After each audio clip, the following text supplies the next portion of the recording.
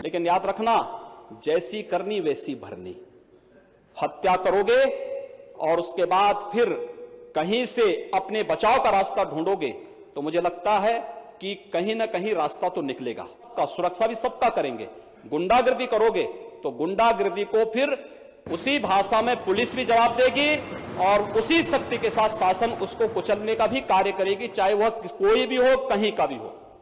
फिर हम उसके साथ किसी प्रकार की मोहलत देने की स्थिति में नहीं, क्योंकि हमारी प्रतिबद्धता लोकतंत्र के प्रति है।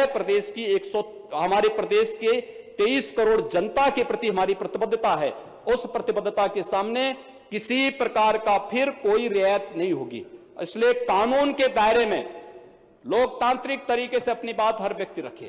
तोड़फोड़ करोगे, हिंसा करोगे, गरीबों के जमीनों पर कब्जा करोगे, सार्वजनिक भूमि पर कब्जा करोगे, किसी भी प्रकार की अराजकता को पैदा करने का प्रयास करोगे, ये स्वीकार्य नहीं हो सकता है और कतई नहीं स्वीकार करेंगे। ये मैं कहना चाहता, यही मुझे यहां पे कहना था कि लाख प्रयास तमाम विपक्षी नेताओं ने किया सिटीजन अमेंडमेंट एक्ट को लेकर के देश के अंदर हिंसक वारदातों के साथ साथ हिंसा फैलाने की जो एक शरारत करने का प्रयास किया है। जामिया मिलिया में एक राजनीतिक दल के नेता और विधायक का नाम सामने आ रहा है। ये बड़ी शर्मनाक स्थिति है। बाहर सड़क पे आप अपने लोगों को उकसाएंगे आगजनी करने के लिए, तोड़फोड़ करने के लिए, जगह जगह जाकर के पाकिस्तान की भाषा बोलने का कार्य करेंगे और सिटीजन अमेंडमेंट एक्ट के आधार पर देश के वातावरण को खराब करने का प्रयास करेंगे। ये चीजें कतई स्वीकार नहीं होनी चाहिए, कतई स्वीकार नहीं होनी चाहिए।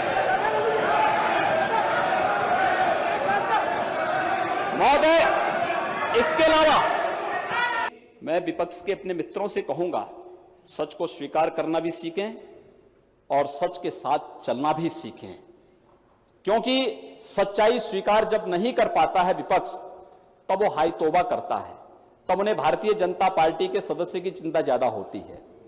और मैं अभिनंदन करूंगा कि कम से कम हमारे विपक्ष के मित्र हमारे किसी विधायक के समर्थन में तो आए। इसके लिए आपको बधाई, राम गोविंद जी, बहुत बहुत बधाई।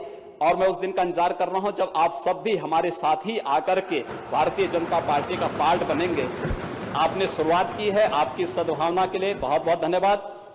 ने देखा होगा अभी हाल ही में सिद्धार्थनगर जनपद में एक नाबालिग बेटी के साथ दुष्कर्म की घटना के 5 दिन के अंदर अपराधी की गिरफ्तारी, विवेचना, चार्जशीट दाखिल करना और चार्जशीट दाखिल करने के 5 दिन के अंदर डे टू डे की सुनवाई के बाद दुष्कर्मी को आजीवन कारावास की सजा भी करवाई गई। और पास्को एक्ट के अंतर्गत इतनी बड़ी कार्रवाई पूरे प्रदेश के अंदर, औरैया में 27 दिन के अंदर, और लगभग आज के दिन पर 6 दर्जन से अधिक ऐसे दुष्कर्मियों को 1 महीने के अंदर सजा दिलाई गई है जो इस प्रकार की घटनाओं में संलिप्त रहे हैं और जिनके द्वारा इस प्रकार की घटनाओं को अंजाम दिया गया है।